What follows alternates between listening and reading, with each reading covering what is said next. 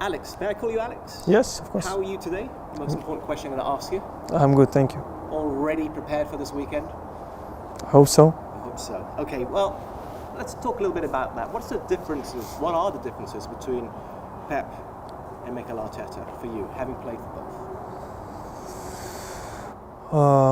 Well, I think we are all different as a persons, I mean, both of them, they are winners, that's for sure. Both of them, they love to win every single game. It doesn't matter which competition is it. Both of them, they have a slightly different way in terms of football, I mean, structure and stuff, and they have their own ideas, which is true and which is right, I would say, because you can't be exactly the same like the other managers. You're always gonna have some your ideas, and but there is a lot of similar things, you know, they have with each other. That's for sure. Yeah, I mean, they both started in Barcelona as kids. Both Spanish. Both Spanish. That helps. I've read you a huge fan of Ronaldinho, who's also Barcelona. So I guess you have this sort of extended connection to Barcelona Football Club through Pep, through Mikel, and through your love for Ronaldinho. I asked about Ronaldinho because I want to know about your favourite position on the pitch. I've read you were a striker before, and Ronaldinho was your idol. What do you think of your position now? Well, I used to start as a striker, but then obviously clever guys realized that this is not my job for sure. And at some point, I remember one competition was when I was like about 8 or 9. I started to play in midfield, and I really enjoyed that because you are always involved in the game, you're always on the ball, you're always there. And as a striker, sometimes you can be off the game, you know, when the ball is quite far away from you. But in midfield, you always have to be involved in every single action. So that's what I like to start to do, and yeah, that's what actually my position since I was 9. Since I was 9, I would say. But does any feeling beat scoring a goal? Because strikers, that's what you're paid to do. Nothing can beat that. Right? To be fair, I used to score a lot when I was at age of 6, 7, 8. And then I started to get used to play in midfield, and I really enjoyed more doing assists and stuff like this. So, well, on that topic, I want to ask, because when you're talking about when you were young, what you bring to the side, a determination, a resilience. Because I've also researched that at one point you were told you were too small, and you had to work hard, and your mother just encouraging you, teaching you hard work and discipline. Is that what you also try to bring to the team as a leader, considering all you've won as well? Well, I think in our team there is a lot of leaders. For me, leaders is not just who makes difference on the pitch.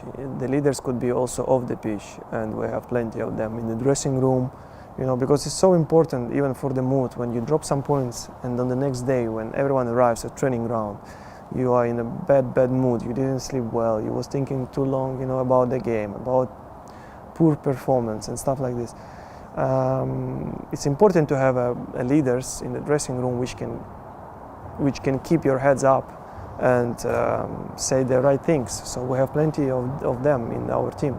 But it's also not about being serious. Every Arsenal player I've spoken to over the past year have said you're a really funny guy. You seem to know when to lighten the mood in a high-stakes situation at the training ground, just to let everybody calm down a bit. What was your initiation song? Zinky, the Teletubbies theme song or something? I don't know, honestly. This is Ramsdale's was talking something about this, but it didn't stick with me. Okay, so good. nobody calls me like that. Well, I think it's important to have a good mood in the dressing room, in the team, but you need to know in which kind of situations you can do it, because at some point you need to be serious, and at some point you need to make team more calm or make them laugh. So you need to feel these moments when is the best way to do. Yeah. Going back to the match at hand, particularly for your relationships with players that you played with before at City, are you still friends with any of them off the pitch, of course? Of course, with all of them. We keep in touch with all of them, and of course with our schedule is quite tough to do it, but off the pitch we are friends, but on the pitch there is no friends. You must be really anticipating this game because they are your friends, and you missed the Community Shield, if I remember correctly, the season opener. Yes, but for sure it's going to be a completely different game, yeah. 100%. What about Mikel Arteta, going back to him once more? What kind of conversations did you have with him to encourage you to join the club? I mean, you knew him beforehand, of course.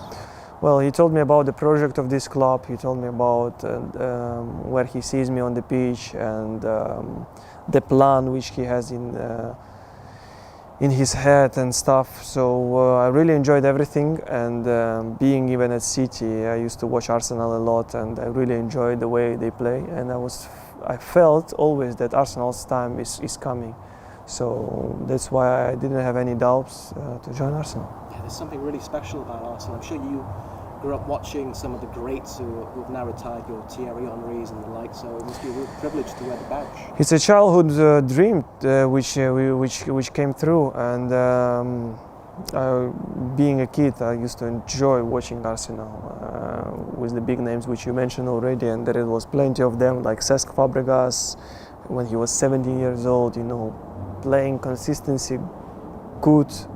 It was something different, you know, and that's why I was a big fan of Arsenal. Yeah. Have you had a chance to speak to any of these legends of Arsenal since you joined the club?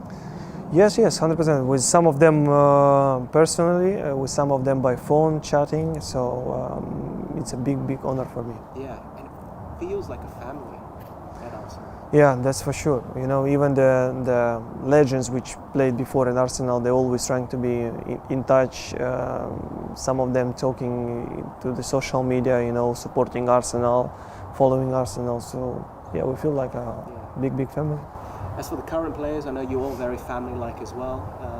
Bukayo Saka has got some injury concerns. I have no idea what the update is, but I think he's played in 87 consecutive league matches. It's a club record. If he was to be missing for a period of time, how much of a miss would he be?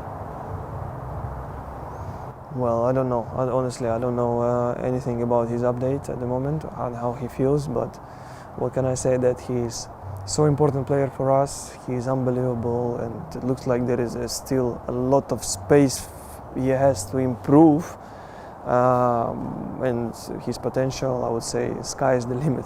Yeah. Is there any advice that you would want to give him to ensure that he stays on the track, because he's still so young? I'm definitely not the right person to give him advice, because he's the guy who is making difference in every single game.